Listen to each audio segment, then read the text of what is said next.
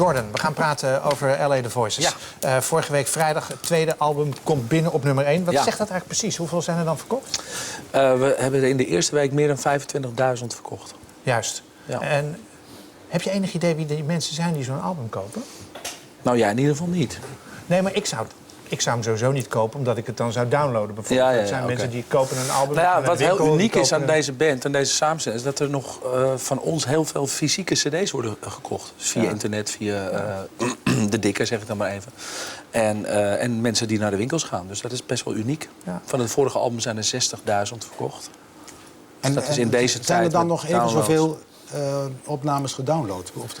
Ja, nou ja, weet je, dat vond ik dan wel weer heel triest. Want ik zag hem na een uur al op Pirate Bay staan. Hij was nog echt geen uur uit. Mm-hmm. Ja, dat is heel triest. Maar ja, dat is geloof ik de hele tendens van deze hele muziekindustrie. Ja, het wordt gezien als iets wat je vrij kunt jatten eigenlijk, hè, muziek. Ja, muziek kun je vrij jatten, maar gelukkig zijn er nog heel veel mensen die wel respect hebben voor de artiesten zelf. En die gewoon ook het leuk vinden om zeg maar, de originele cd te hebben. Ja. We hebben goed nieuws voor je, maar het goede nieuws wordt zoals altijd bij ons gebracht door een vrouw. Dat is namelijk... Omdat je het zo verdient. Oh, fantastisch. Ik heb zoveel respect voor jou. Nou, ja.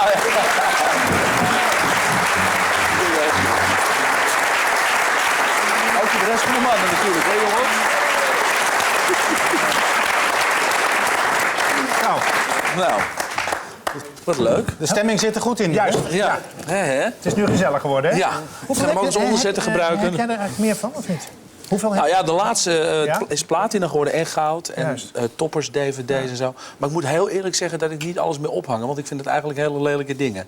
Ja, dat kan ik me ook voorstellen. En het ziet er ook misschien een beetje zelfingenomen uit. Ja, dat weet je, ik bedoel, ik kom bij artiesten thuis, die hebben een hele wand vol hangen. Ja, ja. En dan heb ik toch zoiets van... Wie? Nee, ik ga geen namen noemen, Gerrit Joling.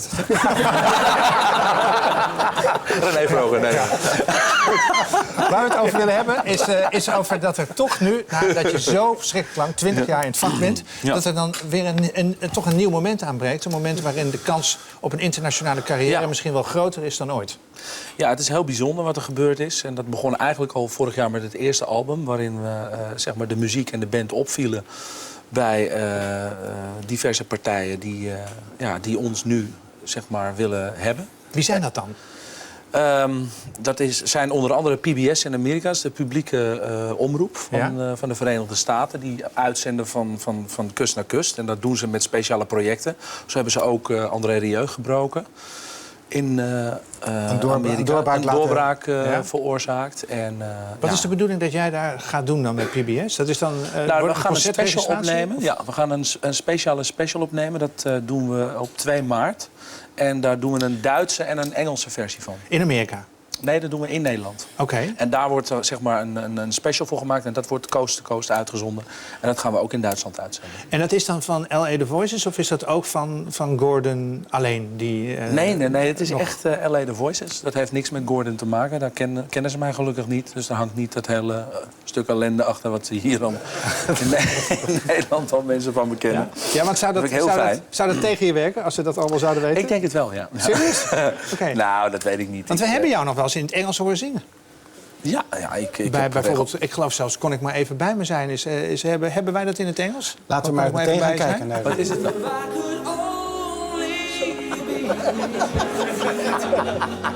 Ja, toch? Was toch in mijn hetero-periode? Oh, ja.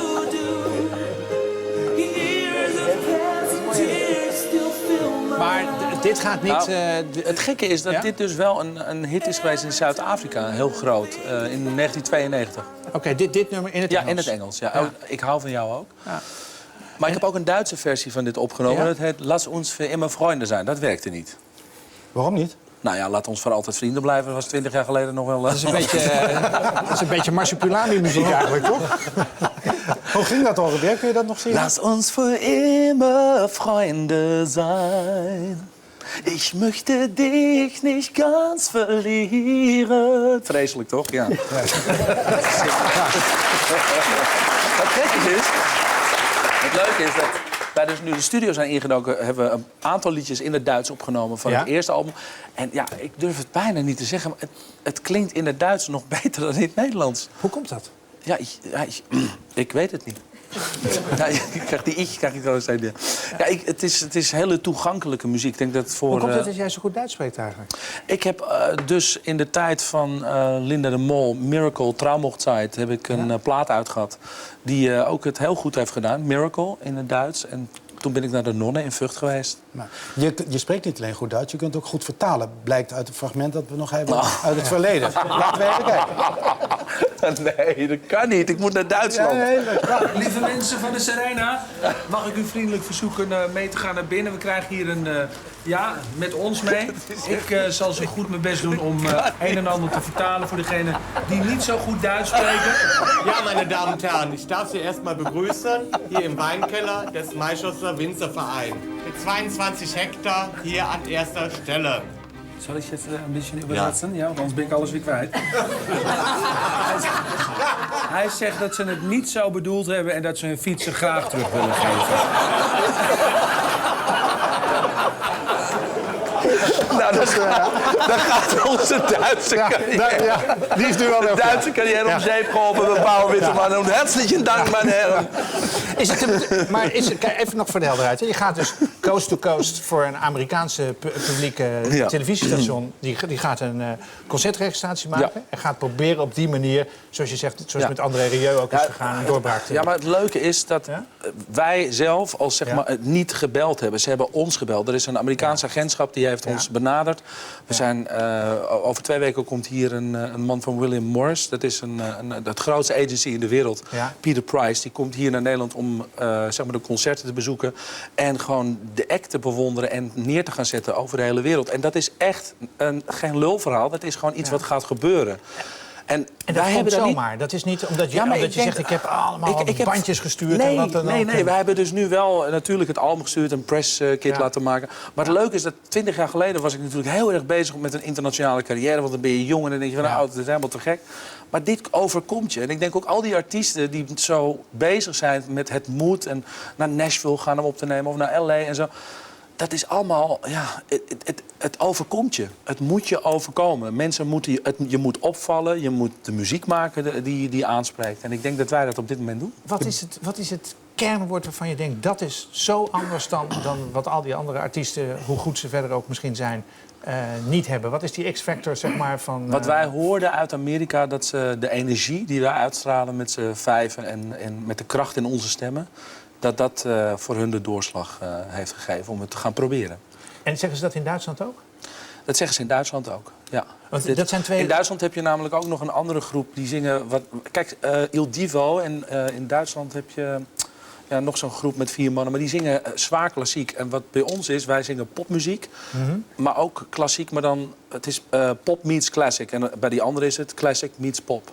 Dus er is een wezenlijk verschil tussen alle acts. Hoe ga je dat combineren met dat andere waarover wij hoorden? Namelijk dat je contact hebt getekend bij RTL als presentator, onder meer van een nieuwe talkshow. Ja, ik ga heel veel dingen doen. Wat wordt dat, die talkshow? Daar zijn wij natuurlijk wel in geïnteresseerd. Ja. Iets met muzikant, Dion Graus. Het is iets met rode stoeltjes en een rode tafel. En, Heb je een idee al? Nou, het wordt een soort lief- en leedachtig programma. Met de gewone mensen, zoals ik eigenlijk in Hotter Than My Daughter... bij zeg maar, de gewone vrouwen... ik hoop dan wel dat je iets aardiger doet tegen die vrouw dan in Hotter Than My Daughter. Nou, ik ben toch heel aardig geweest. Nou, er zaten toch wel momentjes bij dat ik dacht... Nou, ik kan me niet herinneren dat... Nou, oké. Even kijken? Laten we even kijken. Nee. Mijn moeder trekt vaak bewust geen slip onder haar rokje aan. Zo, ze zijn nog laat open in Spierdijk. Ja, dan heb je ook geen BH aan. Nee. Maar dan hangen die jongens ook zo los in het hok. Ja. Dat is te groot, dat kan toch gewoon niet? Dit is dus wat Tropical Night in Hengelo.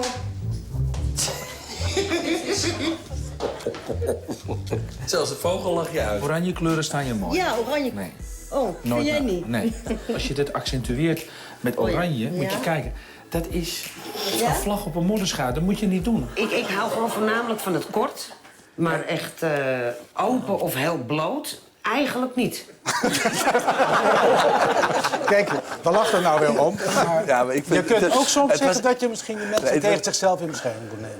Nou, ik vind Ja, het wel maar- leuk dat jij het allemaal kan zeggen. En hij zegt met zo'n leuke lach, ik moet erom lachen. En ik denk, mensen zelf vinden het, Ja, maar kunnen het ook weet wel je, waarderen. Dit programma vond ik zo te gek om te doen. En we maakten het hier aan de overkant trouwens bij jullie. En die vrouwen hadden allemaal... Het begon eigenlijk dat je ze verafzichtet met van... oh mijn hemel, wat ziet het mens eruit? En naarmate het programma vorderde, kreeg je gewoon sympathie voor die mensen. Ja, en dat bleek niet altijd. Maar bovendien, 3 of 4 weken nadat het is uitgezonden... denken de mensen misschien, waar ben ik aan begonnen? En heb je dan nog contact met ze?